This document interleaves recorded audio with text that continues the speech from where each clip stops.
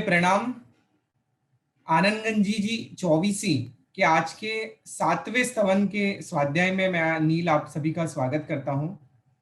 पिछले कुछ सेशन से हम लोग आनंदगंजी चौबीसी के जो अलग अलग परमात्मा के स्तवन बताए हैं उसका स्वाध्याय करके आध्यात्म का मार्ग क्या है उसको समझने की कोशिश कर रहे हैं।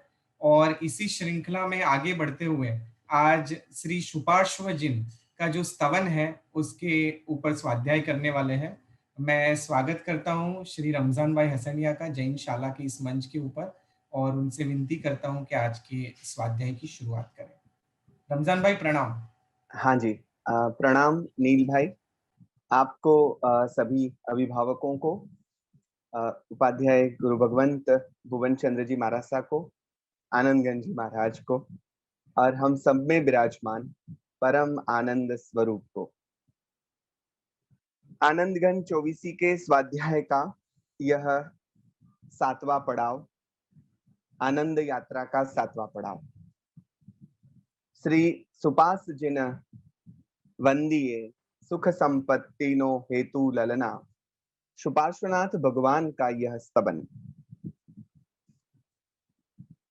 हर एक पड़ाव अपने आप में कुछ अलग, कुछ विशिष्ट बनकर हमारे सामने आ रहा है। यह स्वाभाविक है कि यात्रा शुरू होती है और फिर एक के बाद एक पड़ाव आते जाते हैं, तो उसके साथ कुछ कनेक्शन भी है और कुछ बदलाव, अलग बात भी है। हिमालय में हम जब ट्रैक करने जाते हैं, पहाड़ों पे चढ़ते हैं, तो ट्रैक की जब शुरुआत करते हैं तब जब हम बेस में होते हैं, बेस कैंप जिसे कहते हैं, वहां बेस कैंप पे पहले हमें तैयार किया जाता है और फिर 2-3 दिन के बाद जब हमारी यात्रा शुरू होती है, उसके बाद हर एक दिन का यह पड़ाव, हर एक दिन जहां रुकना होता है वो हमारा कैंप साइट अपने आप में, रास्ता भी बहुत खूबसूरत और जो कैंप साइट होती है वो उससे भी ज्यादा खूबसूरत रहती है। तो हर एक पड़ाव का अपना एक मजा होता है। उसी प्रकार से हर एक स्तवन अलग अलग भाव स्थिति को लेकर हमारे सामने आता है और उसकी अपनी एक मजा है, अपना एक रोमांच है। तो आज के इस स्तवन के रोमांच को अनुभव करने के लिए हम प्रवेश करते हैं इस स्तवन में। अब तक के जो 6 स्तवन हमने उनका स्वाध्याय जो किया है, वो 6 स्तवन 6 गाथा के ही थे। आज का स्तवन जो है वो 8 गाथा का है, तो थोड़ा बड़ा है, लेकिन नील भाई का दिल भी बड़ा है और हम सोचेंगे कि कोशिश करेंगे उसको हमारे निर्धारित समय में पूरा करने की भी। तो शुरू करते हैं और किसी भूमिका को छोड़ सीधा स्तवन पे आते हैं। आरंभ करते हैं आनंदगंज जी महाराज। श्री सुपास जिन वंदिये सुख संपत्ति नो हेतु ललना, शांत सुधारस जल निधि भव सायर माहे सेतु ललना। आपके पास जो पाठ है उसमें भव सागर भी है और भव सायर भी है। सायर यानी भी सागर, और सागर तो सागर है ही, तो दोनों जो पाठ हैं वो मिलते हैं। तो भव सायर माहे सेतु ललना वो मुख्य पाठ है, लेकिन सागर पाठ भी मिलता है। श्री सुपास जिन वंदिये सुख संपत्ति नो हेतु ललना, शांत सुधारस जल निधि भव सायर माहे सेतु ललना। अभी आरंभ में आनंदगंज जी महाराज ने हमें कहा श्री सुपास जिन वंदिये। ये जो वंदिये शब्द है, गुजरातीમાં આપણે ચાલો આપણે બધા ભેગા થઈને આ કામ કરીએ, ચાલો વંદીએ, ચાલો વંદવાને જઈએ, એવા ઘણા પદો મળે આપણને કે ચાલો ને રમવા જઈએ, ચાલો ભક્તિ કરવા જઈએ, ચાલો આમ કરવા જઈએ। तो वंदीय शब्द जो है उसमें एक प्रकार का आह्वान है कि चलो हम चलते हैं यहाँ यात्रा पे या इस जगह पे या ये काम करते हैं। आओ अपने सुपार्श्व जिन ने वंदनीय, आइए हम सुपार्श्व जिन को वंदना, जिनकी वंदना करते हैं, उनकी पूजा करते हैं, उनको वंदन करते हैं। चलिए हम करते हैं, ऐसा ऐसा भाव आता है इसमें। वंदन हम किसे करते हैं? एक तो ये वंदीय शब्द में ये गर्भित है अर्थ कि चलो एक आह्वान है। दूसरा शब्द है, माने वंदीय का ही दूसरा भाव हम पकड़ने जाएं तो हम किसे वंदन करते हैं? जिसको हम अपने से बड़ा समझते हैं, चाहे वो उम्र में हो, चाहे वो ज्ञान में हो, चाहे वो अनुभव में हो, उसे हम वंदन करते हैं। जैसे हम अपने बड़ों को वंदन करते हैं, हमारे गुरु भगवंतों को वंदन करते हैं, अंगूठियों कमाते हैं। और वंदन में विनय का भाव भी है। विनय से ही धीरे धीरे करके विद्या यानी कि ज्ञान हम में आता है। ये सब बातें अपनी जगह पे हैं, यहाँ पे उसका कोई अनुसंधान नहीं है।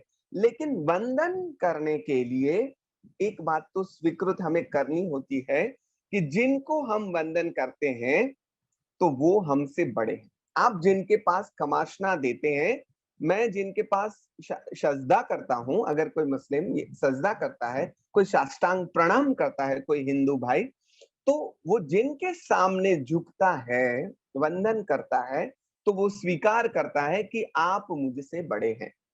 ऐसा कोई बोलने की जरूरत नहीं है। हमारे टीचर्स जो हैं, शिक्षक जो हैं, उनको अच्छा नहीं लगता कि हम उनके पैर छुएं, लेकिन हमारे कुछ जो छात्र मित्र हैं, वो कहते हैं, उनके बच्चों के सामने वो शिक्षक को पैर पड़ते हैं और बोलते हैं कि आप प्लीज वो करने दीजिए, क्योंकि उन्हें पता चले कि यह अगर मेरे पापा और मम्मी के लिए वंदनीय जगह है, ये व्यक्ति वंदनीय है, तो मेरे लिए भी ये वंदनीय होंगे, ऐसा करने दीजिए। तो वंदनीय जो है वो हमसे बड़ा है, ज्ञान में, उम्र में, चाहे किसी भी प्रकार से, वैसा हम सोचते हैं। और सोचते भी ना हो तो भी वो सत्य है। तो वंदन जब हम करते हैं तो वंदन क्यों करते हैं? अहोभाव व्यक्त करने के लिए करते हैं। वंदन अहोभाव व्यक्त करने की एक चेष्टा है। अभी मुझे जैन क्रियाओं के संदर्भ में बात करने की हुई थी इंस्टीट्यूट ऑफ जैनोलॉजी में, तभी मैंने बताया था कि क्रियाओं का भी अपना महत्व है। वंदन जो है, आप अपना भाव कैसे प्रदर्शित करेंगे? वंदन कर कर आप अपनी विनम्रता, अपना अहोभाव ये तो प्रदर्शित करेंगे, लेकिन अपने आप को अहम शून्य बनाने के लिए भी वंदन आवश्यक है। तो चलिए हम सुपार्श्व जिन भगवंत को वंदते हैं, उनका वंदन करते हैं, उनको प्रणाम करते हैं। गंगा सती को हमने आरंभ के कुछ स्तवरों में याद किया था। उन्होंने कहा है, अध्यात्म की यात्रा में प्रारंभिक जो भूमिकाएं चाहिए वो क्या है? भक्ति रे करवीने राख थईने रेवू पानबाई मेलवू अंतरनु अभिमान ले। तो अंतर का अभिमान छूटा तभी हम किसी को वंदन कर रहे हैं। जब तक मुझ में अपने आप में घमंड है, मुझे अपने आप पर ज्यादा ही गौरव है, गौरव और घमंड में फर्क है, लेकिन अपने आप हम स्वाभिमान की बात करते करते कभी अभिमान पर चले जाते हैं, उसका भी पता नहीं चलता।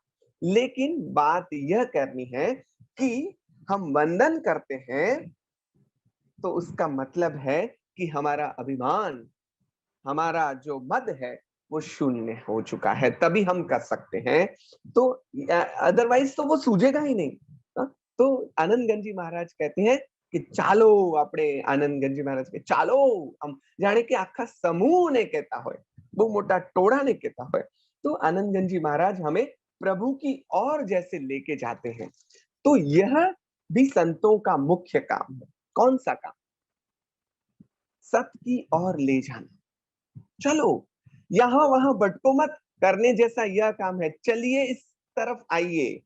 तो संतों की यह भी एक करुणा है। संतों की करुणा उनसे यह करवाती है कि चलो, मुझे जो मिला है वो अन्य को भी मिले। उसी उसी कारण बस उनकी करुणा उनको यह आह्वान करने के लिए प्रेरित करती है। और आनंद गंजी महाराज के मुख से चालो એવું ક્યાંય છે નહીં, પણ વંદીએ એમાં ભાવ આ છે, અંદરનો ગર્ભિત ભાવ છે તે આ છે। जो विपश्ची साधक है उनको पता है कि विपश्यना करने के बाद 10 दिन की शिविर के बाद अंतिम दिन में मैत्री दी जाती है। और मैत्री में क्या करते हैं साधक? मैत्री में साधक अपने अपने आप को जो धर्म मिला है या जो सत्य का मार्ग मिला है, ध्यान का जो मार्ग मिला है, मुक्ति का जो मार्ग मिला है, तो अब भाव करते हैं कि जो मुझे मिला है वो सबको मिले। तो यह भी जो आनंदगंज जी महाराज ने पाया है, तो वो चाहते हैं कि और सभी को भी मिले। तो इस प्रकार से बंदिए चलिए उसमें यह सब भाव। तो आनंदगंज जी महाराज जब आह्वान करते हैं तो वह तो सामूहिक आह्वान है। तो सामूहिक आह्वान होगा तब वहां पे बाल जीव भी रहेंगे, मध्यम कक्षा के जीव भी रहेंगे और उच्च कक्षा के जीव भी रहेंगे, और सबका अपना अपना अर्थघटन रहेगा। सबकी अपनी अपनी कविता की यह भी मजा है कि आप अपने आप से जो अर्थघटन करेंगे वो गलत नहीं होगा, वो आपकी अपनी कक्षा से सही होगा। मेरा अर्थघटन मेरी कक्षा से सही होगा, वो परिपूर्ण नहीं है। मैं यहाँ पे बहुत विनम्रता पूर्वक कहना चाहूंगा कि जिन स्तवनों की हमने बात कर ली है, बिल्कुल न समझे कि उन स्तवनों को हमने बराबर से समझ लिया है। वी हैव ट्राइड वंस, हमने एक बार कोशिश की है। अगली अगली बार, 2 बार, 3 बार, 4 बार, 5 बार, आप जितनी बार उस स्तवन के पास जाएंगे, वो स्तवन आपको कुछ नया सत्य दिखाएगा, कुछ अलग किस्म से आपके सामने बात प्रदर्शित होगी। तो यहाँ पे वो हमारी कक्षा पे भी डिपेंड करता है। तो श्री सुपास जिन वंदिए सुख संपत्ति नो हेतु ललना, पहला शब्द ही थोड़ा आनंद गंजी महाराज की जो सिस्टम है, थियरी है, उसके साथ हमें लगेगा कि ये कहां से बात आई। सुख संपत्ति नो हेतु, यह बात को समझना होगा। हाँ, सुख संपत्ति नो हेतु माने क्या? वंदन का उद्देश्य ये है कि हमें सुख संपत्ति मिले। वंदन का प्रयोजन जिसे कहते हैं वो यह है कि हमें सुख और संपत्ति और ऐश्वर्य, आनंद, मजा वो सब मिले नहीं। तो वह सापेक्ष भक्ति हो जाएगी, अपेक्षा वाली भक्ति हो जाएगी, वो निरपेक्ष भक्ति नहीं होगी। तो फिर आनंदगंज जी महाराज कहते हैं भगवान वितराग परमात्मा है, सुख संपत्ति के वो हेतु रूप है, कारण रूप है। अभी हमें प्रश्न होगा कि वो तो वितराग ऐसा कहा और फिर बोले कि सुख संपत्ति के वो कारण है, तो वो कुछ समझ में नहीं आया। मतलब उनके बदौलत हमें सुख संपत्ति मिलेगी। अब यहाँ सुख संपत्ति के भी दो अर्थ करने होंगे। एक सुख संपत्ति जो दुन्यवी अर्थ है, जैसे हम सुख संपत्ति, वैभव, धन वगैरह वगैरह कहते हैं, वो वैभव, ऐश्वर्य, वो बात। तो आनंदगंज महाराज कहते हैं वो भी आपको मिलेगा। अरे वाह, खुश हो जाने जैसी बात है। अरे ये भी मिलेगा, फिर तो कोई बात नहीं, बहुत अच्छी बात है। तो इस बात को भी समझना है कि मिलेगा तो कैसे मिलेगा। वितराग का जो धर्म है वहां पे कृपा की कहीं बात ही नहीं है, तो फिर यह कृपा कैसे होगी? शास्त्रों ने इसका रहस्य समझाते हुए बताया कि वितराग भगवान को किसी के पर ना तो राग है ना तो द्वेष है, ना तो वो किसी पर कृपा करते हैं ना तो किसी पर कोपायमान होते हैं। तो फिर उनकी कृपा कैसे हमें मिलेगी? तो शास्त्रों ने 2-3 उदाहरण दिए। उन्होंने कहा कि जैसे सूर्य निकलता है और वो चाहे ना चाहे फिर भी हमको प्रकाश मिलता है। सूर्य को ना तो किसी पर राग है ना तो किसी पर द्वेष है, फिर भी जो घर से बाहर निकलता है उसको उसकी धूप मिलती है और घर में भी उसका प्रकाश कुछ तो आता ही है। एक पेड़ है, उसकी छांव में जाकर आप बैठ जाते हैं, तो पेड़ को आपके प्रति ना तो राग है ना तो द्वेष है, लेकिन उसकी छांव में जाकर आप बैठे तो आपको शीतलता, शांता मिलेगी।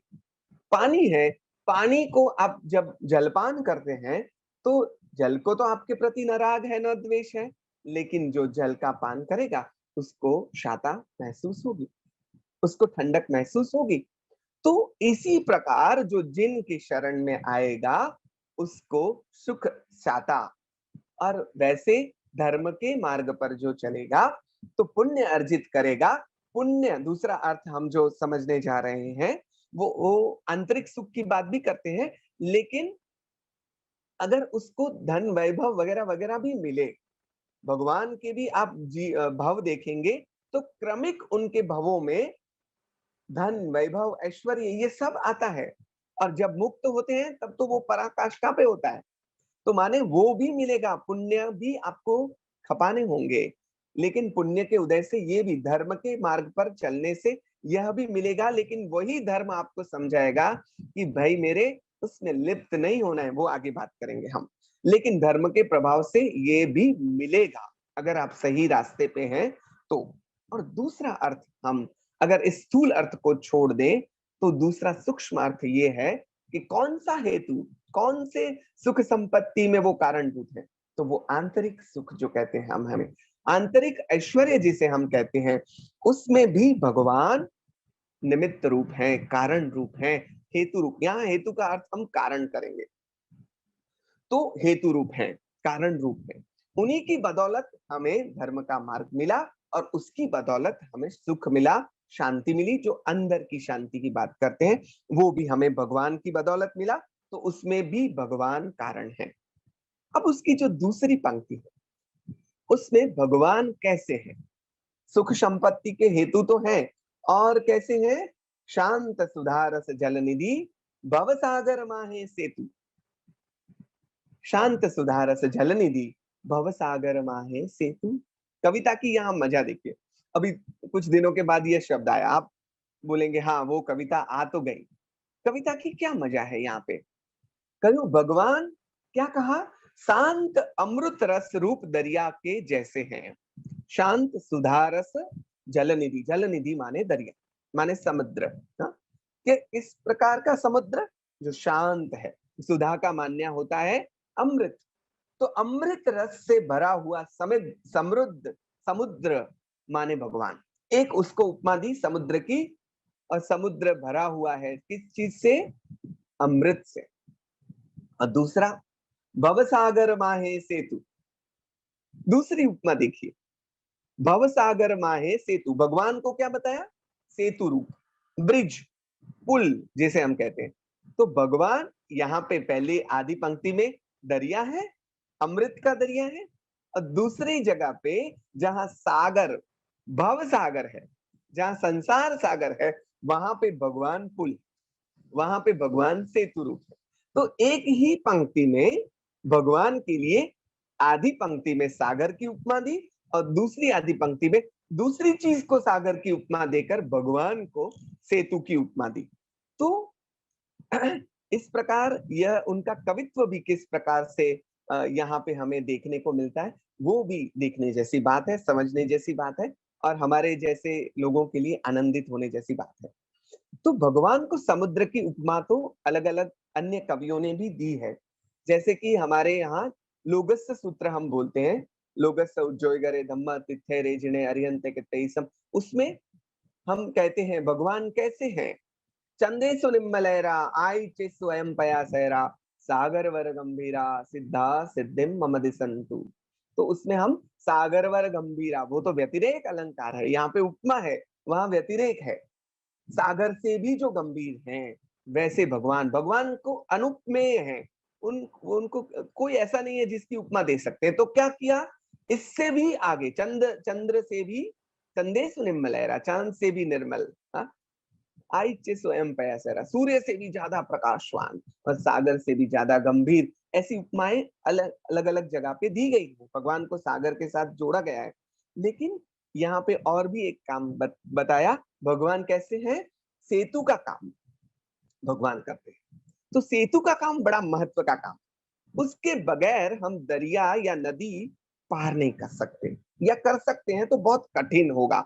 अब सामान्य स्थिति में भी सोच लीजिए, बंबई से आप निकल रहे हैं, कच्छ आ रहे हैं, बीच में कितने ब्रिज आएंगे, और अगर उन ब्रिज को हम निकाल दें तो किस प्रकार से आपकी यात्रा होगी? बस रेलवे सब ठप हो जाएगा। तो ब्रिज का काम, मजे की बात यह है कि जो ब्रिज है, जो पुल है, जो सेतु है, वो पानी पर ही है, लेकिन पानी से परे है। एबोव जिसे हम कहते हैं, ऑन नहीं है, एबोव है। इंग्लिश में दो शब्द हैं, ऑन माने मेरा मेरा फोन अभी टेबल पे है, उसके साथ जुड़ा हुआ है, और कुछ चीज, मेरे ऊपर एक बल्ब है तो वो मुझसे अलग है, ऊपर है और अलग है। तो इसी प्रकार पुल जो है वो समुद्र के ऊपर है लेकिन समुद्र से अलग है, उससे એનાથી અદ્ધર છે એમ આપણે કહીએ છીએ। એટલું જ નહીં, એના ચાલનારને પણ એ અદ્ધર રાખે છે, પોતે તો અદ્ધર છે જ, પણ એના ઉપર જે ચાલે છે એને પણ એ અદ્ધર રાખે છે।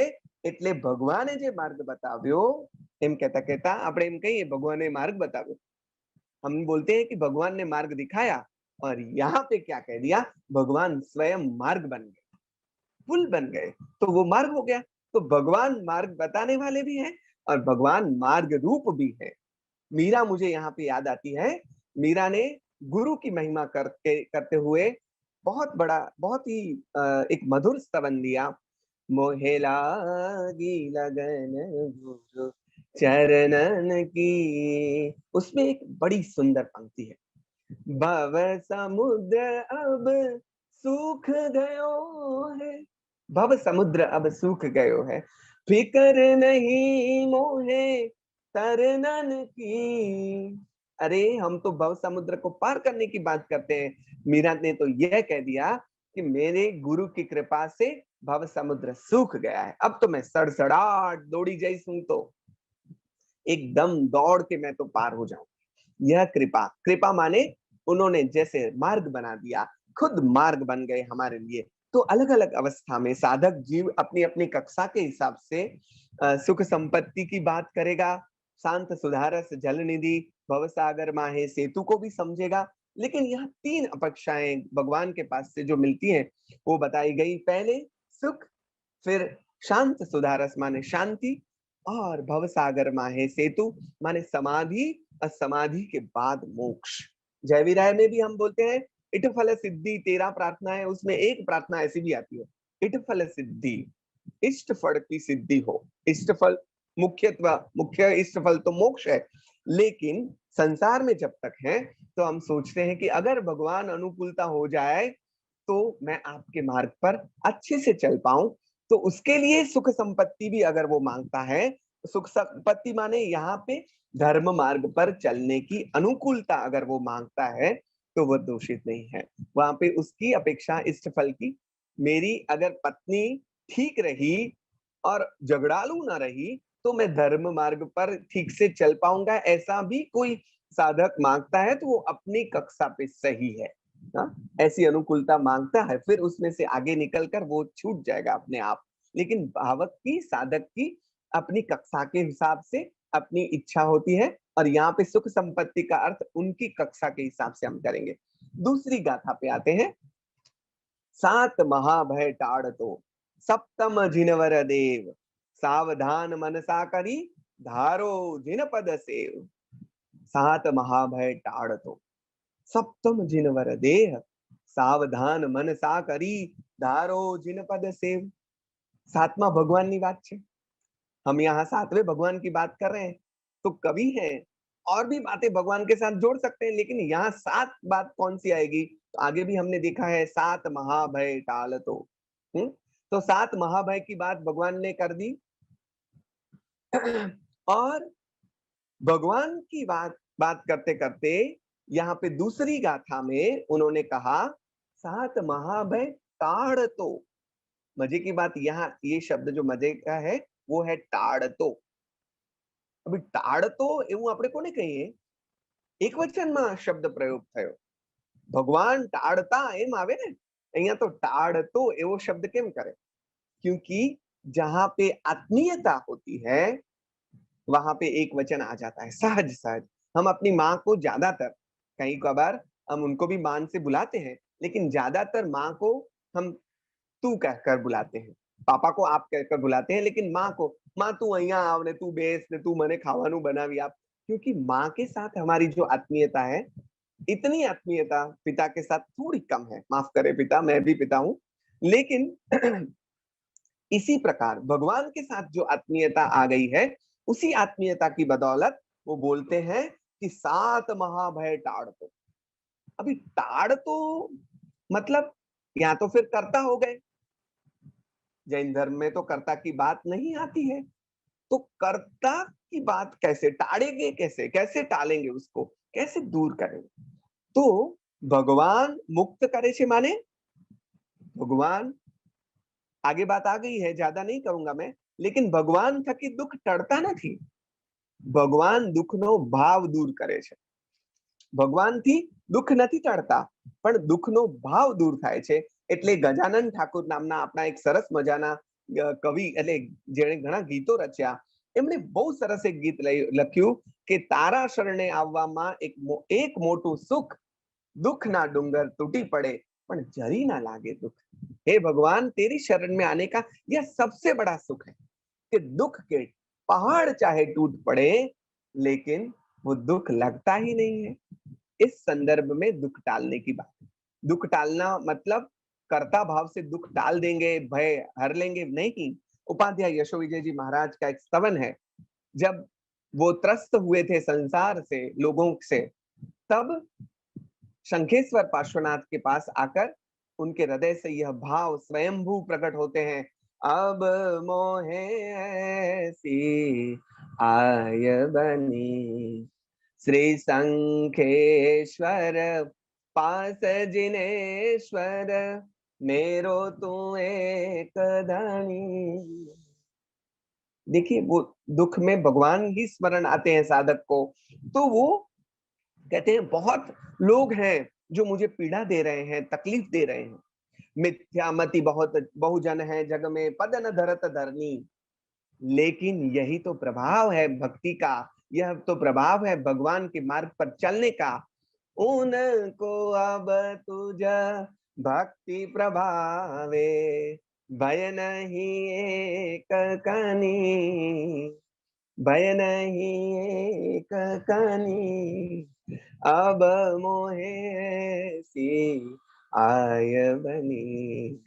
भगवान, आपके मार्ग पर चलने से यह फायदा हुआ, भय दूर हुए माने भय का भाव दूर हो गया. दुख नहीं टले हैं, लेकिन दुख का कारण जो है, हमारी अज्ञानता, वो समझ में आ गया, दुख का भाव टल गया. हम देखते हैं भक्तों को, संतों को, उनके चरित्र को जब हम पढ़ते हैं, चाहे वो नरसिंह हो, चाहे मीरा हो, चाहे हमारे जैन परंपरा, बौद्ध परंपरा, किसी भी परंपरा के साधु संत हो, तो उन पर कितने कष्ट आते हैं.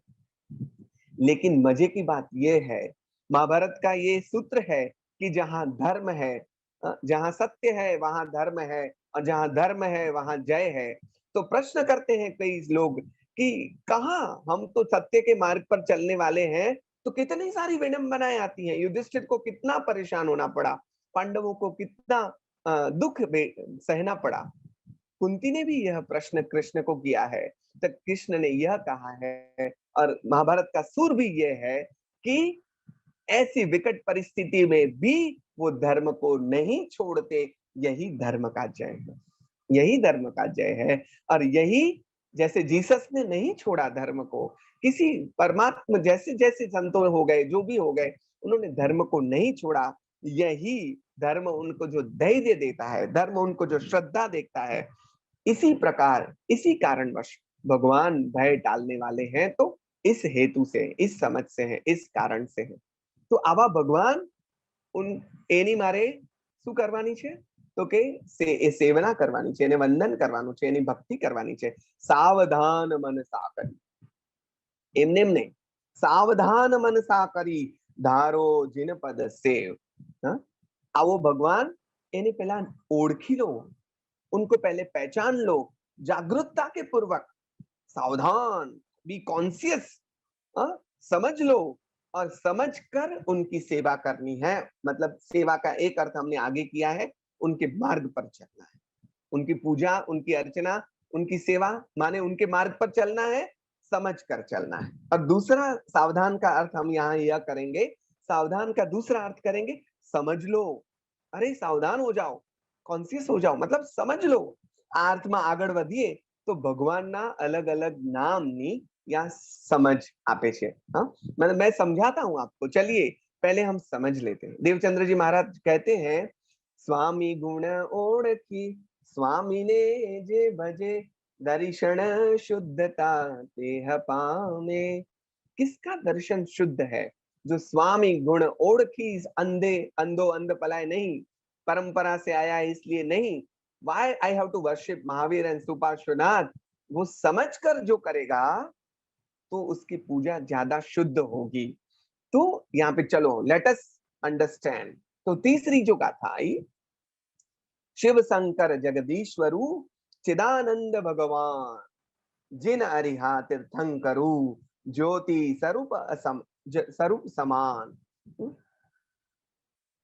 फिर से पढ़ता हूं, शिव शंकर जगदीश्वरु चिदानंद भगवान ललना, जिन अरिहा तीर्थंकरु ज्योति स्वरूप असमान ललना। अभी अन्य परंपरा के शब्द आए, हिंदू परंपरा के शब्द आए, शिव शंकर जगदीश्वर चिदानंद भगवान। पहली जो पंक्ति है तीसरी गाथा की, उसके सभी शब्द जो हैं वो वैदिक परंपरा से, हिंदू परंपरा से जुड़े हुए हैं। और दूसरी पंक्ति के जो शब्द हैं, जिन अरिहा तीर्थंकरु वगैरह, वो जैन परंपरा के साथ जुड़े, दोनों को साथ में रख दिया। और यहाँ मजा देखना, हम क्या करते हैं, ज्यादातर समाज में जो प्रसिद्ध है भगवान के नाम, वो नाम लेते जाते हैं, नाम को रटते जाते हैं, लेकिन we don't try to understand the meaning of that names.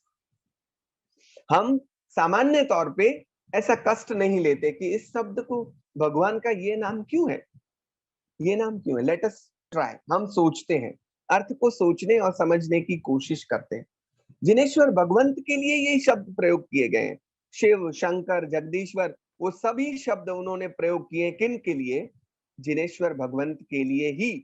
तो पहला शब्द है शिव। शिव का अर्थ होता है मंगल, कल्याण, जो कल्याण करने वाले हैं, जो मंगल करने वाले हैं, मंगल रूप हैं, वैसे शिव।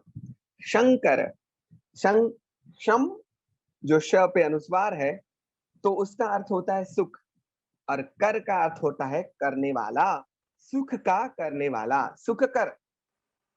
शंकर माने सुख के करने वाले। जगदीश्वरु जगत के स्वामी, विष्णु का अर्थ यहाँ एक है, विष्णु का काम संचालन करना है। ब्रह्मा को हम वैदिक परंपरा में सर्जक कहते हैं, विष्णु को संचालक कहते हैं, और शिव को संहारक कहते हैं। त्रिदेव की कल्पना, मान्यता यहाँ पे वैदिक परंपरा में। तो यहाँ संचालक किस प्रकार से भगवान हुए, तो भगवान ने जो बताया संसार का रूप, उन्होंने जो त्रिपदी कह दी कि कैसा है यह संसार, यहाँ पे सब उत्पन्न होता है, उत्पत्ति है, स्थिति है और नाश, ये तीन अवस्थाएं हैं, उत्पत्ति स्थिति और नाश, ऐसा बता दिया। तो उनको हमने जगदीश भी बता दिया। चिदानंद ज्ञान के स्वरूप है, ज्ञान और आनंद के स्वरूप, चित सत चित आनंद, उसकी बात हमने आगे की है। भगवान, भगवान का क्या अर्थ है, ऐश्वर्य वाले। भग का मतलब होता है ऐश्वर्य। हम बोलते तो बहुत है, लेकिन हम सोचे तो उन सभी के अर्थ हैं, ऐसे ही कोई शब्द प्रयोग नहीं है। भग का मान्य है ऐश्वर्य, और वान का मान्य है ऐश्वर्य वाला, तो वो भगवान। सबसे बड़ा उपद्रव कौन सा है, तो वो कर्मों का उपद्रव। तो आगे जो शिव नाम आया ना, तो भगवान हम तीर्थंकर के साथ किस प्रकार से जोड़ेंगे उसको, तो सबसे बड़ा अमंगल जो है वो कर्म है। तो कर्म का जो नाश करने वाले हैं, मतलब जिन्होंने कर्म का नाश किया और हमें कर्म का नाश करने का मार्ग भी बताया, इस संदर्भ में वे शिव हैं। और फिर आत्मिक सुख के कर्ता जो हैं, इस प्रकार से वह शंकर हैं, स्वामी हैं। तो कौन से स्वामी हैं, आनंद स्वरूप तो है ही, और ऐश्वर्य उनमें दुन्यवी भी है और पारलौकिक भी है। जब थे भगवान यहाँ स्थूल देह में, तब भी उनको, उनके पास ऐश्वर्य था, धन संपत्ति बल वगैरह सबका ऐश्वर्य था। और उनके पास अब जो ऐश्वर्य है वो करुणा का ऐश्वर्य है। और आगे जो बता दिया वो कौन सा, जिन अरिहा तीर्थंकरु ज्योति स्वरूप असमान ललना। तो उन सभी के अर्थ तो आप सभी को अभिप्रेत है, लेकिन फिर भी हम जल्दी से समझ लेंगे कि जिन माने राग द्वेष मोह आदि को जीतने वाले। अरिहा यहाँ अरिहंत शब्द के साथ जुड़ा हुआ है, कर्म शत्रु को जिन्होंने हरा है, जीता है, कर्म शत्रु के को जिन्होंने हराया है। तीर्थंकरु धर्म तीर्थनी स्थापना जेने करी छे, धर्म तीर्थ की स्थापना करने वाले हैं, ज्योति स्वरूप हैं, जो तेज स्वरूप हैं और असमान है, जिनकी तुलना, જેની સરખામણી આપણે કોઈની સાથે ન કરી શકીએ એવા ભગવાન। देखिए यहाँ पे आगे आया ऐश्वर्य वाले, भगवान माने ऐश्वर्यवान, और तुरंत ही शब्द दिया जिन, तुरंत ही अरिहंत, तुरंत ही तीर्थंकर। एक तरफ भगवान का ऐश्वर्य है और दूसरी तरफ परम चक्रवर्ती जितना ऐश्वर्य है, सुख भी है, और दूसरी और इतनी ही अंतिम तक निर्ग्रंथता है। हा? एक तरफ ऐश्वर्य भी उतना है, निर्ग्रंथता भी उतनी है। तो બે પરંપરાઓને બે નામને ભગવાન સાર્થક કરે છે, અને આ ગુણ સામ્ય જે છે એટલે ભગવાનના આ બધા નામ અહીંયા એક સાથે મૂકી દીધા। हम थोड़ी जल्दी से, क्योंकि 8 गाथाएं हैं और यहाँ पे जो जो नाम है, फिर ये नाम क्यों दिए हैं उसका रहस्य तो आगे की पंक्तियों में है, लेकिन हम इन सभी नामों के अर्थ समझते जाते हैं। चौथी गाथा में अलख निरंजन वत्सलु सकल जंतु विसराम ललना अभय दान दाता सदा पूर्ण आत्म राम ललना। अलख निरंजन ऐसा हमने बहुत सुना है, लेकिन उन शब्दों को, उन नामों को यहाँ पे आनंद गंजी महाराज ने वितराग परमात्मा के साथ जोड़ा है। अलख निरंजन वत्सलु सकल जंतु विसराम ललना। अलख समझ से परे, ना? बुद्धि से हम जिसको समझ नहीं सकते हैं वो अलख है। अलख दणीनो आसरो આપણે અહીંયા ગુજરાતીમાં કહીએ તો अलख माने जिस, जो हमारी समझ से परे है। हा? बुद्धि से हम जिसको तोल माप नहीं सकते वैसे अलख। निरंजन जो है, लेप वगरना, मैल वगरना, नीर वत्ता अंजन ऐसा शब्द है, नीर और पंजन, अंजन ऐसी संधि है, तो दाग वगरना, હવે ક્યારેય જે કોઈનામાં લેપાશે નહીં એવા, एकदम परिशुद्ध। और यहाँ पे मुझे जो सबसे अच्छा लगा वो शब्द है वत्सलु। वत्सल है भगवान। कैसे हैं? वत्सलु, वत्सल है, वाल थी भर्या भर्या। गॉड इज सो काइंड, ऐसे हम बोलते हैं। जीसस के साथ यह काइंडनेस को जोड़ा जाता है, वो परम दयालु है। तो गॉड इज सो काइंड, यहाँ जो वत्सलता है, वत्सलता दयालु, और वत्सलता के साथ हम माता को जोड़ते हैं। कौन वत्सल है? वात्सल्य भाव वो किस में आता है? माता में आता है। तो भगवान मां वत्सलता नो गुण छे। वत्सलता जो है ना, वो स्त्रैण गुण है। पुरुष ज्यादातर वत्सल नहीं होते, वो अगर है तो उतना उनमें स्त्रैणत्व है। इसलिए ओशो रजनीश ने ऐसा अर्थघटन किया कि हमने भगवान की मूछें नहीं कल्पी। आप सोचना इस बात पे, हम भगवान की मूर्ति देखते हैं, चाहे वो राम की हो, चाहे कृष्ण की हो, बुद्ध महावीर की, अभी मूछाड़ा महावीर हो वो अलग बात है, लेकिन ज्यादातर महावीर बुद्ध वगैरह की हमने मूछें नहीं कल्पी है। वो देखने से थोड़े उनका चेहरे पे हमने कोमलता कल्पी है, क्योंकि जो वत्सलता है वो स्त्री का स्वभाव है। वो जो गुण है वो स्त्री का गुण है, स्त्रैण गुण है। इसलिए ओशो कहते हैं हम उनकी मूछें नहीं कल्पी हमने। हिंदू दर्शन में तो अर्धनारी नटेश्वर की भी कल्पना है, मतलब भगवान में नारी के भी गुण है, नर के भी गुण है। तो यहाँ पे अमरेंद्र विजय महाराज साहब भी मुझे याद आते हैं। वो कहते हैं, आत्मज्ञान और साधना पथ, यहाँ पे जुड़े हुए मेरे सभी अभिभावकों से निवेदन है कि वह पुस्तक बिल्कुल पढ़े। वो गुजराती में भी है, हिंदी में भी है, और आप सभी को बताते हुए मुझे बेहद खुशी हो रही है कि मेरे गुरु महाराज स्वयं उसे इंग्लिश में भी ट्रांसलेट कर रहे हैं, और आए दिनों में इंग्लिश में भी पूरे विश्व को अध्यात्म मार्ग का पथ प्रदर्शन करने वाला यह ग्रंथ मिल जाएगा। ये भी बहुत बड़े समाचार हैं, ऐसे ही सहज सहज आपको बता दिए। तो अमरेंद्र विजय महाराज कहते हैं, साधुता माने प्रेम का संकोच नहीं, विस्तार। साधु प्रेम से भरा भरा है। हमारे यहाँ शुष्कता का अर्थ कभी कभी हम पकड़ लेते हैं, धर्म हमें शुष्क नहीं बनाता। दोस्तों, धर्म तो हमें प्रेम से भरा भरा बनाता है। गुजराती में कहिए तो भीना भीना बनावी दे। धर्म कहीं शुष्कता ना आपे, धर्म तो विनाश आपे। તમારું હૃદય એટલું ભીનું ભીનું હોય તો અહીંયા ભગવાનનો એક ગુણ વત્સલ એવું બતાડ્યું કે ભગવાન કેવા છે, वत्सल છે। और सकल जंतु विश्राम, यहाँ पे जंतु यानी जीव जंतु की बात नहीं है। हाँ? जंतु शब्द हमें थोड़ा अजीब भी लगे किसी को, मुझे भी लगा था, लेकिन जब मुझे पता चला कि जंतु किसे कहते हैं, जे जन्म धरे ते जंतु, संस्कृत का प्रभाव यहाँ है आनंदगंज जी महाराज पर। जंतु शब्द, जंतु किसे कहा जाता है, जो जन्म धारण करना, हम सब जंतु ही उसी हिसाब से। तो जो भी जंतु हैं, सकल जंतु विश्राम, सभी जंतु को विश्राम रूप कौन है, तो वो भगवान। सकल जंतु विश्राम ललना। और भगवान को देखिए तो सही, भगवान अपने प्रिय को तो सुख रूप है, उनके पास उनका तो विश्राम रूप है, लेकिन चंड कौशिक जैसे जो उनको दुख देने वाले होते हैं, उनके भी वह मुक्ति का मार्ग बताते हैं, उनके लिए भी वो विश्राम रूप बनते हैं। तो भगवान ऐसे सकल जीवों के लिए विश्राम है। और आगे कैसे क्या है भगवान, अभय दान दाता सदा पूर्ण आत्म राम ललना।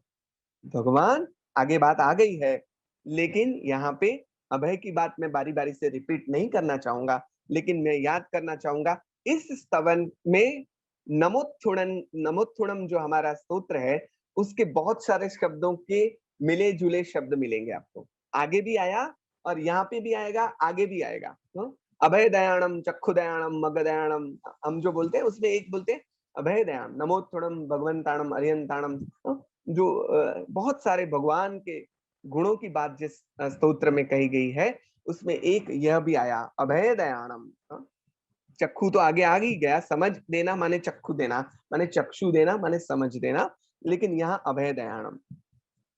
लेकिन यहाँ पे जो शब्द है वो मैं खासकर आपको कहना चाहूंगा, अभय दान दाता सदा। यहाँ जो अंडरलाइन करने जैसा शब्द है वो है सदा। अभयदान देनारा सदा हमेशने माटे, माने उसमें कोई फेरफार नहीं था। एमा कोई फेरफार नहीं था, उसमें कोई बदलाव नहीं आएगा। हम हैं, कभी कभार हम भी अभयदान देते हैं, हम भी किसी को अपने आप से नहीं डराते हैं या अभय कर देते हैं, लेकिन फिर हम क्रोधित भी हो जाते हैं। भगवान का जो अभय है वो अखंड अभय है, सदा के लिए वो अभय है। तो ये हम में और भगवान में जो अंतर है ना, वो भी अभी आगे की सभी पंक्तियों में अंत में आएगा कि किस प्रकार से हम और भगवान अलग हैं। तो हम भी अभय देते हैं, जैसे हमारे साधु भगवान जो रजोहरण ग्रहण करते हैं, गुजराती में આપણે જેને ઓઘો કહીએ છીએ, તો ઓઘો શેનું પ્રતીક છે? એ અભયનું પ્રતીક છે। જ્યારે સાધુ બને છે, સાધ્વી બને છે, ત્યારે રજોહરણ ગ્રહણ કરે છે, माने पूरे संसार को वो अभयदान देते हैं। तो हम भी देते हैं, ऐसा नहीं हम सामायिक करते हैं, प्रतिक्रमण करते हैं, तब हम भी अभय देते हैं, लेकिन हमारा अभय कुछ क्षणों का है, और भगवान का अभय जो है वो निरंतर है, वो अखंडित है। तो कवि को यह भी यहाँ पे अभिप्रेत है कि हम में और भगवान में यह भी आगे का आया ना, क्या अंतर है, कौन सा, कैसे अंतर पड़ गया और कैसे दूर करना है, इसी प्रकार दूर करना है। पूर्ण आत्म राम, आत्मा में रमणता करनार भगवान, यह शब्द प्रयोग किया राम, पूर्णपणु पामेला, पूर्ण, और आत्म राम जो आत्मा में रमणता कर रहे हैं वो राम है। आनंदगंज जी महाराज का इससे भी प्रसिद्ध एक स्तवन जो अन्य परंपराओं में भी प्रसिद्ध है, गांधी जी का भी प्रिय है, और आश्रम भजनामली में भी वो स्तवन है, वो है राम कहो रहमान कहो ना। तो वैष्णव जन के राग में भी उसको हम गा सकते हैं। यहाँ पे राम का शब्द प्रयोग आया, और यह बात और राम कहो रहमान कहो की बात दोनों एक ही बात है। यहाँ पे भी अन्य परंपराओं के साथ जो जुड़ी हुई बातें हैं, जुड़े हुए शब्द हैं, उनको लिया है, वहां पे भी वही लिया है। तो वैष्णव जन तो तेने रे कहिए, इसी ढाल में आप कह सकते हैं, राम कहो रह मान कहो को, कान कहो महादेवरी, पारसनाथ कहो को ब्रह्मा, सकल ब्रह्म स्वयं वरी राम कहो। फिर भाजन भेद कहावत नाना एक मृति का रूपरी, तैसे खंड कल्पना रोपित आप अखंड स्वरूपरी। राम कहो चाहे रहमान कहो, कोई कान कहो कोई महादेव कहो, पारसनाथ कोई कह दो कोई ब्रह्मा कह दो, सभी एक हैं, ऐसा ही भाव उन्होंने बताया। और उन्होंने उदाहरण दे दिया। कौन सा उदाहरण? भाजन भेद कहा, मिट्टी के बर्तन, मिट्टी के अलग अलग स्वरूप से, अलग अलग उनकी डिजाइन के हिसाब से, उनके आकार के हिसाब से उनका नाम अलग अलग है, लेकिन उसमें जो है वो मिट्टी तो एक ही है। और फिर उन्होंने निज पद रमे राम सो कहिए, रहीम कहे रहमान री, करशे कर्म कान सो कहिए, महादेव निर्वाण री, पर से रूप पारस सो कहिए, ब्रह्म चिने सो ब्रह्मरी, यह विधि साधो आप आनंद गण चेतनमय निष्कर्मरी, तो निर्कर्मरी। तो ये जो पूरा स्तवन है उसके लिए समय नहीं है, इसकी भी बात हम कर सकते हैं, लेकिन यही बात है। निज पद रमे उसको राम कहते हैं, जो करुणावान है उसको रहीम कहते हैं, जो कर्मों को हमसे खींच लेता है उसको कृष्ण कहते हैं, जो निर्वाण के कारण रूप है उसे शिव कहते हैं, महादेव कहते हैं, जिनके स्पर्श से हम पारस बन जाएं, सोना बन जाएं, उसको पारसनाथ कहते हैं। ब्रह्म चिन्ह सो ब्रह्मरी, ब्रह्म रूप को प्रकट करने में जो निमित्त बने उसे हम ब्रह्मा कहेंगे। यह विधि साधो आप, किसी भी परंपरा के उसको साधो, लेकिन ऐसा समझ कर साधो तो वो भी आपको मुक्ति दिलाने में निमित्त बन सकते हैं। तो इस प्रकार से सभी परंपराओं की बात जोड़ी, आगे भी जोड़ने वाले हैं, हम तब बात करेंगे। लेकिन पांचवी गाथा में पढ़ जाते हैं। वीतराग मद कल्पना, रति अरति भय शोग ललना, निद्रा तंद्रा दुर्दशा रहित अबाधित योग ललना। थोड़ा मैं जल्दी जाता हूं। वितराग ऐसा शब्द जब प्रयोग करते हैं तो आगे की जो शब्द है, मद कल्पना रति अरति भय शोक, उस सभी के साथ ये कविता की मजा है। ऐसे ही छोड़ेंगे तो समझ में नहीं आएगा कि और सभी बातें कैसे कैसे जोड़ेंगे। वितराग ठीक है, फिर मद कल्पना रति अरति भय शोक, व्हाट इज दिस, उसको किस संदर्भ में कहना चाहते हैं? तो उन्होंने कहा वीतराग, यहाँ पे राग मद कल्पना कहा है, लेकिन वीतराग शब्द है, तो वीत जो है उसको सभी शब्दों के साथ जोड़ना है। वीतराग, विद मद, वित मद, वित कल्पना, वित रति, वित अरति, वित भय, वित शोक। आप बोलेंगे ऐसे कैसे? वित का अर्थ है जेमाथी चालियों गयूं छे ते, जिसमें से चला गया है। क्या चला गया है? वीतराग, जिसमें से राग चला गया है, जिसमें से मद अभिमान चला गया है, जिसमें से कल्पना यानी ऐसे मन गणन शेख चल्दी की जैसे विचार वो चले गए हैं, जो वास्तव की धरा पर खड़ा है वो वित कल्पना। वित रति, रति माने हमें अच्छा लगना, कुछ चीजें हमें अच्छी लगनी लगती हैं, अरे ये तो बड़ा अच्छा है, ये तो बड़ा अच्छा है, तो वो भी नहीं करना है। और कुछ अच्छा नहीं लगता है वो भी नहीं करना है। भगवान ने अच्छे बुरे दोनों को, भगवत गीता में कृष्ण कहते हैं किसी भी प्रकार का द्वंद्व तुझे मेरे पास आने से रोकता है। यहाँ रति अरति भी द्वंद्व है, ये अच्छा लगता है नहीं लगता है, दोनों द्वंद्व है, दोनों से परे होना है। तो यह भगवान कैसे हैं? वित रति है, रति भी छोड़ दी, अरति भी छोड़ दी, भय भी छोड़ दिया, भय जिनका छूट गया है, और शोक, शोक तो वो करने जैसा है ही नहीं। तो ऐसे भगवान है। तो आ બધું એમનામાં છે, એમનામાં થી નીકળી ગયું છે, આપણામાં છે, એટલે આપણે થવું હશે તો એ બી બતાડે છે કે આ બધું કાઢવું પડશે। तो प्रैक्टिस करना है, किस प्रकार से प्रैक्टिस करें? हम मोपति के बोल में बोलते हैं ना कि जी निर्मल दृष्टि, सम्यक मूल निर्मल दृष्टि जीव जोई जैना करो, उसमें भी बोलते हैं हास्य रति अरति परिहरो, ऐसे हम कहते हैं हास्य रति अरति परिहरो, भय शोक दुर्गंधा परिहरो, कृष्ण लेशया नील लेशया कपोत लेशया परिहरो। और फिर जो अच्छा अच्छा है उसको आदरूं, और जो बुरा बुरा है उसको मैं परिहरूं। तो इस प्रकार से हमें वी हैव टू प्रैक्टिस, और फिर भगवान की अवस्था को पहुंचना है। लेकिन भगवान ऐसे हैं, वित राग, वित मद, वित कल्पना, वित और आगे भी क्या कह दिया? भगवान के स्वरूप का वर्णन है। तो भगवान कैसे हैं? जिनको ना तो निद्रा है, निंद्रा तंद्रा दुर्दशा रहित अबाधित योग ललना। निद्रा भी नहीं है, तंद्रा भी नहीं है, दुर्दशा का तो प्रश्न भी नहीं है, लेकिन यहाँ पे जो शब्द इन सब से भगवान रहित हैं। निद्रा तंद्रा दुर्दशा से रहित हैं, लेकिन जो शब्द बड़ा ही मजेदार शब्द फिर लास्ट में आया वो है अबाधित योग। इस स्थिति में अबाधित योग का क्या मतलब है? योग अबाधित है मतलब मन वचन काया का योग अब खत्म हो चुका है, हमेश के लिए, हर हमेश के लिए। हा? अभी यह मार्ग बंद हो चुका है, अब वो जिस स्थिति में है उस स्थिति से नीचे नहीं आएंगे, मतलब यह स्थिति कायम रहेगी। तो सदा वाली बात આગળ આવ્યું ને, સદા અભય આપે છે પણ સદા આપે છે, એમ આ સ્થિતિમાં પણ આ સદા રહે છે। આપણે રહીએ રતિમાં અરતિમાંથી મુક્ત આપણે પણ રહીએ, પણ એક ક્ષણો માટે રહીએ, ભગવાન કાયમ માટે રહે। We have to, if we want to be vitrag, then ये प्रैक्टिस हमें पढ़ानी है। यह बात भी हमें यहाँ पे आगे जो आता है, हम अल्पांश रहते हैं, भगवान अपने अल्पांश रहिए, भगवान सर्वांश है।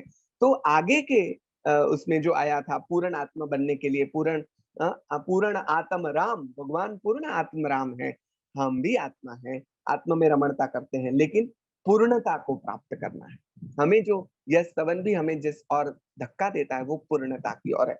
छठी गाथा में जाते हैं। परम पुरुष परमात्मा परमेश्वर परधान परम पदार्थ परमेष्ठी परम देव परमान। सब परम परम परम परम प प प प प यानी वर्णानुप्रास का यह सर्वश्रेष्ठ उदाहरण है। वर्णानुप्रास एक वर्ण का बारी बारी से आना, यहाँ पे सभी शब्दों के आगे प है। परम पुरुष परमात्मा परमेश्वर प्रधान परम पदार्थ परमेष्ठी परम देव परमान। कवि कितने बड़े हैं वो भी बात आ गई, लेकिन जो भी श्रेष्ठ है वो सब भगवान है। श्रेष्ठत्व जो है वो सब भगवान, पुरुषों में श्रेष्ठ परम पुरुष माने जो संसार में थे तब भी वो परम पुरुष थे। हम नमोत्थुणम में कहते हैं ना, वैदिक परंपरा में पुरुषोत्तम कहा जाता है भगवान को। तो हम भी बोलते हैं पुरुषोत्तमाणम, बोलते हैं ना नमोत्थुणम में। भगवान कैसे हैं? पुरुषोत्तमाणम, पुरुषों में भी उत्तम है और परमात्मा में तो है ही उत्तम। तो आत्मा तरीके तो उत्तम छे ज, और परमेश्वर जगतना नायक छे, प्रधान એટલે કે મુખ્ય છે, और परम पदार्थ, परम पदार्थ सबसे श्रेष्ठ पदार्थ अगर है, अगर कोई स्थिति है तो वो मुक्ति है, मोक्ष है। तो भगवान स्वयं मोक्ष रूप है। तो परम पदार्थ भी वही है, परमेष्ठी तो है ही, परम इष्ट करने वाले वो है परमेष्ठी है, परम देव है और स्वयं प्रमाण है। उनको किसी का प्रमाण देने की जरूरत नहीं है। तो यह स्तुति केंद्रित स्तवन है, सर्वश्रेष्ठ भगवान है वो। वैसे भाव यहाँ पे हमने देखा। सातवीं गाथा में हम जाते हैं। विधि विरंची विश्वम्भरु ऋषिकेश जगन्नाथ। हाँ, विधि विरंची विश्वम्भरु ऋषिकेश जगन्नाथ अगहर अगमोचन धनी मुक्ति परम पद साथ। क्या कह दिया? विधि विरंची विश्वम्भरु। विधि ब्रह्मा को कहते हैं, जो विधाता है, जिसने सब सर्जन किया उनको विधि बोलते हैं। माने ब्रह्मा, विधि का अर्थ है ब्रह्मा, विरंची का भी अर्थ है ब्रह्मा, सर्जन करनार। तो विधि विरंची विश्वम्भरु, विश्वम्भर, वहां पे विश्वम्भरी अखिल विश्वतणी जनेता उसमें भी बोलते हैं, माता जी को भी बोलते हैं, लेकिन ज्यादातर विश्वम्भर विष्णु भगवान को कहा जाता है वैदिक परंपरा में। तो जैसे हमने कहा था ब्रह्मा का काम सर्जन करना है और जो संचालन करना, मैनेजमेंट, उनके जो भगवान है वो विष्णु है। तो विश्वम्भरु, विश्व भर का भरण पोषण करने वाले वो विष्णु। ऋषिकेश वो भी कृष्ण का नाम है। तो ऋषिकेश जिसने इंद्रियों को वश किया है वो ऋषिकेश है। जगन्नाथ, जगन्नाथ वो भी कृष्ण का ही नाम है, विष्णु का ही नाम है, जगत के जो नाथ हैं। और अब जो आया वो है अगहर अगमोचन। धनी, अग माने पाप, जो पाप को हरने वाले हैं। हाँ, जो मोचन माने मुक्त करने वाले, मुक्त कराने वाले। तो संकट मोचन हनुमान को कहा गया। यहाँ अघहर, पाप को हरने वाले, स्वयं हरने वाले, हमें उससे मुक्त कराने वाले, स्वयं तो मुक्त हुए, हमें भी मुक्त करवाया। तो और धनी, स्वामी, वो धनी का अर्थ तो आगे आया है, पहले ही स्तवन में आया था। प्रियतम धनी स्वामी, भगवान स्वामी है। और मुक्त परम पद साथ ललना।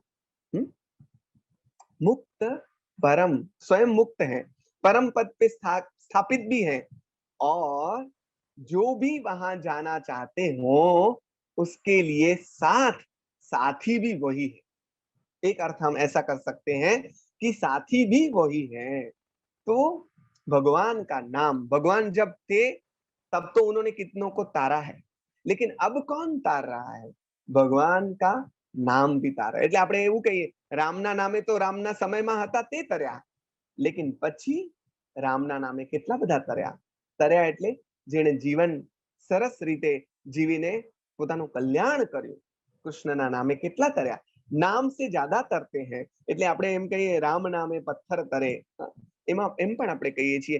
તો ભગવાન ने तब तो साथ दिया जब थे तब, अभी भी हमारे साथ है। साथ है माने यहाँ साथी का मतलब, साथी का मतलब यहाँ साथ चलने वाले नहीं, लेकिन रास्ता दिखाने वाले, ऐसा भी हम अर्थ कर सकते हैं। तो ऐसे भगवान, भगवान के इतने सारे नाम दे दिए, समन्वय की बात भी यहाँ आ गई कि अरे भाई विष्णु समझ लो, ब्रह्मा समझ लो, शिव समझ लो, सब एक हैं। नरसिंह मेहता कहते हैं, घाट घड़िया पछी नाम रूप जूझवा, अंते तो हेमनु हेम होए। और हमारे कबीर कहते हैं, कबीर कुआ एक है, पनिहारी अनेक, बर्तन सबके न्यारे भये, पानी सब में एक। यहाँ जो बात आई है वो सभी धर्मों के साथ समन्वय की बात भी आई है। जैन परंपरा ने जो अनेकांत का सिद्धांत दिया है, यह अनेकांत का सिद्धांत यहाँ स्थापित हुआ है, यहाँ पे काम में आया है, तभी हम सबका स्वीकार कर सकते हैं।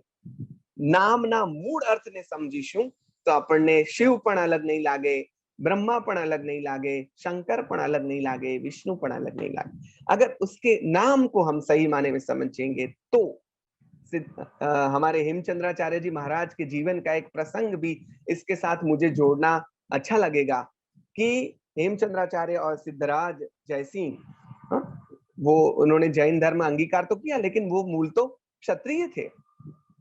सोमनाथ का मंदिर बनवाया है उन्होंने, मतलब उसका जीर्णोद्धार करवाया है, और उसमें एक कार्य करने जा रहे हैं, उसको वंदना करने जा रहे हैं, वहां पे कुछ है। तो ब्राह्मण जो है, कुछ ऐसे लोग, वो उनको बोलते हैं कि आप जिनको गुरु मानते हैं वो तो जैन परंपरा में मानने वाले हैं, वो शिव के मंदिर की इस महोत्सव में आएंगे नहीं। बोले नहीं नहीं आएंगे। और हेमचंद्राचार्य महाराज के पास जाते हैं और उनको बोलते हैं कि आप आएंगे? बोले अरे जरूर आएंगे, वो आते भी हैं। तो वो बोलते हैं कि आएंगे तो जरूर, लेकिन इनको वंदन नहीं करेंगे, शिव को वंदन नहीं करेंगे। वो वंदन भी करते हैं, और न केवल वंदन करते हैं, लेकिन वहां पे महादेव बत्रीसी की रचना भी करते हैं। महादेव के सामने 32 32 33 36 આવી ત્યારે પરંપરાઓ હતી।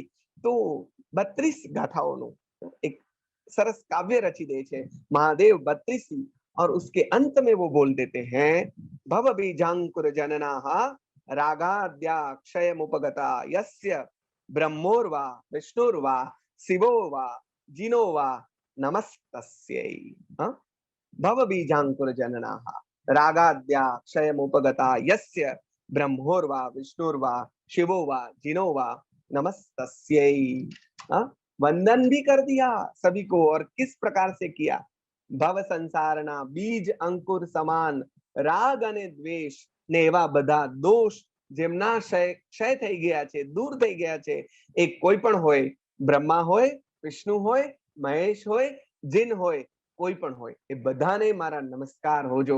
मतलब मेरे नमस्कार जो है वो गुणवान को है, जिन्होंने यह स्थिति हासिल की है उसको है। तो यह मुक्त थाने जो मुक्त होने चाहते हैं, तो उनके लिए यह मार्ग आनंदगंज जी महाराज ने ऐसे बता दिया कि हमें अपने आग्रहों में से भी मुक्त होना होगा। हमारे ही मार्ग से मोक्ष है, हमारे ही भगवान सही है, यही सही बात है। महापुरुष हमें हमारी परंपरा में जो आए वही सही है। नहीं, हमारी परंपरा साची नहीं। હું કહું છું મારું તેજ સત્ય નહીં, સત્ય તે મારું એવું સાધક કહે तो मोक्ष થાય। એટલે એટલે यहाँ गुणों को जिन्होंने अर्जित किया वो मोक्ष को प्राप्त कर सकते हैं, चाहे वो किसी भी परंपरा से हो। तो यह जो स्तवन है वो हमको संप्रदाय के बंधन में से भी मुक्त कर देता है, और जब तक हम किसी भी बंधन में हैं तब तक मुक्त नहीं हो सकते। तो आनंदगंज जी महाराज ने इस स्तवन से हमें संप्रदाय से भी मुक्त कर दिया। इसी प्रकार की बातें जय शेखर सूरी महाराज की संबोध सत्तरी नामक एक कृति में भी आती है। वो बोलते हैं, सेयंबरो वा आसंबरो वा बुद्धो वा अहव अन्नो वा समभाव भावियप्पा लहई मुखम न संदेहो। अभी ये हिंदू और जैन की बात तो छोड़ो, दिगंबर और श्वेतांबर में भी हमारे यहाँ द्वंद्व होता है। तब कहते हैं चाहे वो श्वेतांबर हो, चाहे वो दिगंबर हो, चाहे स्थानक, यहाँ पे नहीं बोला गया लेकिन स्थानक का हो या डेरावासी हो या जो भी हो, चाहे इस गच्छ का हो चाहे उस गच्छ का हो, तपा गच्छ का हो या अचल गच्छ का हो या उसी परंपरा का हो, बुद्ध हो चाहे अन्य कोई भी हो, ऐसे बोल दिया, अन्य कोई भी हो, समभाव भावी अप्पा, जिन्होंने समभाव को भाया, श्वेतांबर होए, दिगंबर होए, बौद्ध होए કે अन्य કોઈ પણ હોય, સમભાવથી જે ભાવિત થયો એ આત્મા જરૂર મોક્ષ પામશે, એમાં સંદેહ નથી। એટલે અહીં બે કામ થયા। કયા બે કામ થયા? यहाँ दो काम, दो बड़ी मजेदार बातें हुई। एक, भगवान के नाम और उनके पीछे छुपे अर्थ भी हमने जाने, और सहज सहज तौर पर समन्वय की बात भी आएगी, अन्य परंपराओं के साथ समन्वय की बात भी आ गई। लेकिन अभी अंतिम पंक्ति, अंत में जो हुआ वो तो कुछ और ही है। हा? अभी अंत में क्या कहा, एमा उसमें जो बात है उसमें आनंदगंज जी महाराज जो हमें आगे से जो बताते आ रहे हैं वही बात वापस से आ गए। उनका आनंद, આપણે એમ કહીએ એમનું આનંદઘનપણું અહીં આવી ગયું। कविता आखी मां, पूरी कविता में, पूरे स्तवन में क्या कहा, नाम, अर्थ, रूप, गुण, स्वरूप, उसकी सब बातें आई। और अंत में क्या कह दिया, इम अनेक अभिधा धरे अनुभव गम्य विचार ललना, जे जाने, जाने नहीं पण जे जाने तेने करे आनंद घन अवतार ललना, जे जाने, इम अनेक अभिधा धरे अनुभव गम्य विचार ललना, जे जाने तेने करे आनंद घन अवतार ललना। अभिधा का क्या अर्थ है, नाम। अभिधा का मान्य होता है नाम। और हम साहित्य के जो विद्यार्थी हैं वो शब्द की तीन शक्तियों के बारे में समझते हैं, पढ़ते हैं। अभिधा, लक्षणा, व्यंजना, वो शब्द की तीन शक्तियां हैं, उसमें भी उसका नाम भी अभिधा है। तो अभिधा व्यवहार अर्थ प्रकट करने की शक्ति है। रमजान ऐसा बोलने से मेरा नाम आपको पता चलेगा, ये कुर्सी है ऐसा बताने से वो कुर्सी है वैसा ही पता चलेगा। तो वो अभिधा शक्ति है, मुख्यार्थ प्रकट करने वाली शक्ति को भी अभिधा बोलते हैं। लेकिन यहाँ पे जो अर्थ है वो नाम का अर्थ है। આમ ભગવાનનું નામ, અનેક નામ, ભગવાને કેટલા નામ ધારણ કર્યા, અનેક નામ ધારણ। પણ માત્ર यहाँ पे जो बात आई वो सबसे मजेदार, मैं अभी घटस्फोट करने वाला हूँ लास्ट में, मैंने नहीं किया, आनंदगंज जी महाराज ने किया है। मात्र नाम जानी लेवाथी ओळखी सकासे नहीं, सॉरी टू से, नाम तो बहुत सारे उन्होंने धारण कर लिए और हमने नाम जान भी लिए, चलो उनका अर्थ भी समझ लिया बौद्धिक स्तर पे, लेकिन भगवान के स्वरूप को समझना माने क्या, वो नाम समझ लेने से भगवान का स्वरूप समझ में नहीं आएगा। अनुभव गम्य विचार, भगवान का स्वरूप तो अनुभव गम्य विचार है। माने कि हरितारा नाम से हजार, ये तो बराबर, पण मात्र नाम थी नहीं पमाए, एने समझवो अगम्य। तो उसको कैसे समझ पाएंगे हम, भगवान को समझना है तो हाउ वी विल अंडरस्टैंड એની સ્થિતિને આપણે કેવી રીતે સમજી શકીએ, ધ પોઝિશન ઓફ ગોડ કેમ સમજીશું। તો કે ભાઈ તમારે ટોચ પર બેઠેલા માણસની સ્થિતિને સમજવું હોય तो તમારે टोच पर चढ़વું પડે, डूंगरनी टोच पर चढ़વું પડશે। तो उनकी स्थिति को समझने के लिए उनकी स्थिति तक पहुंचना होगा। अनुभव की बात यहाँ अनुभव केंद्र में आ गया। पूरे स्तवन में नाम केंद्र में था और अब यहां से अचानक से क्या केंद्र में आ गया? अनुभव केंद्र में आया। हाँ, तो यशो विजय जी महाराज कहते हैं, जिन ही पाया तिन ही छिपाया, ना कहे को के कान में, ताली लागी जब अनुभव की, तब समझे सो सान। अरे जिनको जिनको अनुभव प्राप्त, उन्होंने तो बताया नहीं, बताया तो हमने समझा नहीं, समझ में कब आएगा? ताली लागी जब अनुभव की, उन्होंने भी यह शब्द प्रयोग किया, अनुभव। ताली लागी जब अनुभव की, तब समझे कौसान में, हम मगन भये प्रभु ध्यान में। तो जेने आ स्थिति समझाए ते केवा बनी जाए? आनंद घन अवतार। जिसको यह स्थिति समझ में आई वो आनंद घन अवतार बन जाएंगे, माने आनंद घन रूप बन जाएंगे। माहे पड़या ते महासुख माणे, भणे नरसइयों भोगी रे। अंदर जो पड़े इस दरिया में वही समझ में आए, उनको ही समझ में आएगा। तो देखिए किस प्रकार से आनंदगंज जी महाराज का यह स्तवन विशिष्ट बन गया हमारे लिए। हमें लगता था कि केवल नाम है, अरे ये तो बहुत सिंपल सा स्तवन लगता है, लेकिन यह स्तवन तो बहुत विशिष्ट निकला। पूरे स्तवन में शब्द की नाम की बात आई और अंत में नाम का छेद उड़ गया। हाँ? शब्द थी भगवान नहीं मळे, એ તો અનુભવથી મળશે એમ કહી અને અનુભવનો મહિમા કરી દીધો। અંતમાં અનુભવનો મહિમા અહીંયા કર્યો। એટલે ને એ માટે મંડી પડવાની વાત કરી દીધી કે અનુભવ कैसे मिलेगा?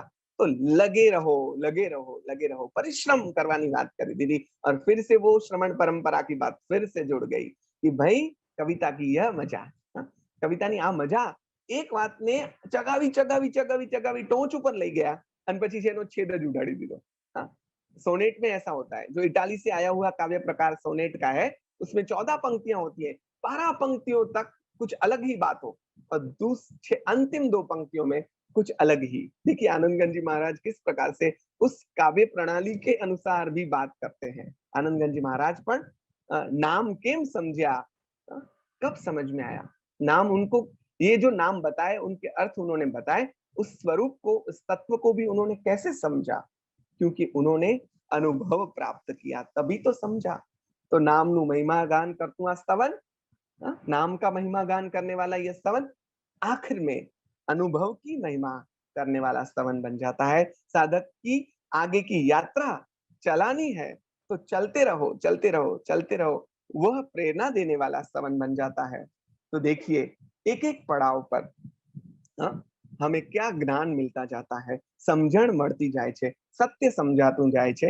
એટલે આપણે આ એક અઠવાડિયા સુધી આ જ ભાવને ઘૂંટ્યા કરીશું અને અનુભવને પ્રાપ્ત કરવાની કોશિશમાં મંડ્યા રહીશું। तो यहाँ पे मैं अपनी बात को विराम देता हूँ। थोड़ी लंबी चली है बात, लेकिन यह स्तवन भी थोड़ा इस प्रकार का था, थोड़ा बड़ा भी था और बहुत गर्भित था। अभी भी मैंने थोड़ा हनुमान कूदका में थोड़ा लगाड्या छे, पण बहु मजा आवी छे। तो इस प्रकार से इस स्तवन की बात करने की यहाँ पे मुझे तक मिली, अवसर मिला, तो इसके लिए आनंद व्यक्त करता हूँ और यहाँ पे अपनी बात को विराम देता हूँ। आप सभी को प्रणाम, गुरु महाराज को भी वंदन जिनके पास से यह समझा, और आप सभी को भी वंदन कर आनंदगंज जी महाराज के चरणों में फिर से आनंद के साथ प्रणाम करता हूँ और मैं अपनी बात को विराम देता हूँ। धन्यवाद। Thank you so much Ramzan भाई for such an amazing explanation. Ramzan भाई अगर आपकी अनुमति हो तो किसी को कोई प्रश्न है तो 1-2 प्रश्न ले लें। जरूर जरूर। किसी को कोई प्रश्न है तो आप हैंड रेस कर सकते हैं या चैट बॉक्स में टाइप कर सकते हैं। आप रमजान भाई से डायरेक्टली पूछ सकते हैं, तो हम लोग 1-2 प्रश्न ले सकते हैं। आपको आपका हैंड रेस करना पड़ेगा, आपको ऑप्शन मिलेगा आपकी स्क्रीन के ऊपर। हाँ, हिना बहन आप पूछ सकते हैं। रमजान भाई प्रणाम। हाँ जी नमस्ते, प्रणाम। नमस्ते। ये पूरा स्तवन बहुत बढ़िया समझाया आपने, लेकिन पूरे स्तवन में 16 बार ललना ललना ललना वर्ड जो आता है, हाँ। तो उसका क्या, क्योंकि आपने एक बार ऐसा भी कहा कि हर शब्द का प्रयोजन है, बगैर प्रयोजन हाँ। कोई शब्द नहीं है, तो ये जी, जी, एक जी। शब्द का क्या प्रयोजन है? बिल्कुल, बिल्कुल। वो ललना है ना, वो देशी है, मतलब वो ढाड़ है। तो ये स्तवन गाने के लिए ही है। तो मुझे नहीं आता है, मैंने सीखा, आई हैव ट्राइड वंस, लेकिन वो मुझे आया नहीं। लेकिन उसको इस प्रकार से गाने के लिए वो जेम के આપણે ઓલું ગાઈએ તો ગાતા ગાતા રેલોલ બોલીએ ને, હવે રેલોલ નો કઈ अर्थ નથી, लेकिन गाने के लिए रेलोल शब्द बोलते हैं, जी रे बोलते हैं, हाँ जी बोलते हैं। तो इसी प्रकार से ललना, ललना को ढाड़ भी बना दिया। और इस प्रकार की ढाड़ अलग अलग स्तवन में जब गाते हैं और इस ढाड़ में है, तो उनको तुरंत पता। ओके। रमजान भाई आप म्यूट हो गए। हाँ जी, हाँ आई थिंक आपको आपका आंसर मिल गया होगा सर। हाँ, नहीं, तो आंसर मिल એનો गया કોઈ है। ओके, શાબ્દિક અર્થ નથી, પણ એ ઢાળ છે લલનાની, અને એમાં રેલોલ કે એની જેમ ओके। એનો ઉપયોગ થયો છે। मीना जी आप प्रश्न पूछ जी, सकते हैं। लेवला अन्य है। कोई सॉरी सॉरी। जय जिनेंद्र रमजान भाई। हाँ जी, जय जिनेंद्र। आपके समझाने का तरीका बहुत अच्छा लगा और सब कुछ बहुत अच्छा है। बस मैं इतना चाहती हूँ कि इसका थोड़ा राग भी हमको मिल जाए सारे स्तवनों के, तो हमको क्योंकि मैंने स्तवन सीखने स्टार्ट किए, 3 स्तवन हाँ सीख जी। लिए, ऋषभ, अजित और शंभुनाथ के, लेकिन अरे राग वाह। नहीं पता है, इसलिए मुझे लगता है कि राग के साथ सीखे तो और मजा आएगा, क्योंकि अभी अर्थ का पता चल रहा है तो अर्थ के साथ राग भी बैठ जाएगा। बिल्कुल बिल्कुल, आई विल और ट्राई माय बेस्ट। हाँ, रमजान भाई, बहुत सारे लोगों की रिक्वेस्ट आई है कि अगर रमजान भाई थोड़ा गा के सुना है तो हमें अरे उनके बाप रे। आवाज में ही सुनना है। अरे उनको एक इतना હું अच्छा ट्राई लगता करीश, है, પણ आप बीच बीच में सेशन के अंदर जो अलग अलग कविताएं लेते हैं वो भी उनको सुनना इतना अच्छा लगता है। कोई कोई तो हिंदी भाषी लोग हैं, गुजराती नहीं समझती, फिर भी ऐसे लगता है कि सुनते ही रहो सुनते ही रहो। नहीं ऐसे नहीं, वो इनका सभी का मैसेजेस आ प्रेम रहे है। हैं। हाँ मुझे आता नहीं है, लेकिन आई कैन ट्राई। श्री सोपाश जीन वंदिए, सुख संपत्ति नो हेतु ललना, सुख संपत्ति नो हेतु ललना, शांत सुधारस जल निधि, शांत सुधारस जल निधि, भव सायर माहे से तू ललना, भव सायर माहे से तू ललना, शिशु पास जीन वंदिए, श्री सुपाश जीन वंदिए। धन्यवाद। Thank you so much. Nidhi ji आप प्रश्न पूछ सकते हैं। जय जिनेंद्र रमजान भाई। हाँ जी, प्रणाम, जय जिनेंद्र। आपने आदरणीय अमरेंद्र विजय जी की किसी पुस्तक का जिक्र किया था, हाँ उसका जी, नाम नहीं बताया था। हाँ मैं बताया, आत्मज्ञान अने साधना पथ, उसका नाम है आत्मज्ञान और साधना पथ। वो हिंदी में भी उपलब्ध है। और मेरी गुजारिश भी है कि मुझे लगता है कि आनंदगण को जो समझने बैठे हैं वो स्वाभाविक तौर से आत्मार्थी जीव हैं, तो they must have to pass from this book. Gujarati में भी अवेलेबल है, हिंदी में भी है, और मैंने कहा वैसे कुछ दिनों के बाद शायद इस वर्ष में वो इंग्लिश में भी आ जाएगी, लेकिन हिंदी में तो अभी भी सुलभ ही है। हाँ जी, कहाँ अहमदाबाद से मिल जाएगी? ये हाँ, कहाँ अहमदाबाद से भी मिल जाएगी। हाँ जी, अहमदाबाद से, मुंबई से भी मिल जाएगी, बिल्कुल मिल जाएगी। और मैं एड्रेस भी भेज सकता हूँ नील भाई को, जो उन आपके ग्रुप में भेज सकते हैं आपको। जी जी जी बिल्कुल, जी, जी बहुत बहुत धन्यवाद। हाँ जी जी जी रमजान भाई, और किसी को कोई प्रश्न है तो आप हैंड रेज कर सकते हैं, अदरवाइज हम लोग आज के सेशन को विराम देते हैं। हाँ, एक ही मिनट। हाँ, स्मिता जी आप प्रश्न पूछ सकते हैं।